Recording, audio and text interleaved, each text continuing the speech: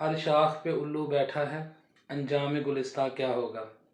आज बात करनी है poor education system of Pakistan की। विंटर वेकेशन के हवाले से बात कर लें। पंजाब के कुछ ज़िलों में, जिनमें सियालकोट भी शामिल है, 24 दिसंबर से छुट्टियां होंगी, एक 1 जनवरी तक होंगी। बिल्कुल सर्दी ना होने के बराबर है। लेकिन वही हमने भेड़ चाल है वो कि जनाब जो सन 95 में, 90 में, 70, 80 में छुट्टियां होती थी, वही रूटीन रखनी है। अब सर्दी का सीज़न कम हो गया, लेकिन इसके बावजूद हमने वही देना है जो जनाब गोरों के ज़माने से चलता है।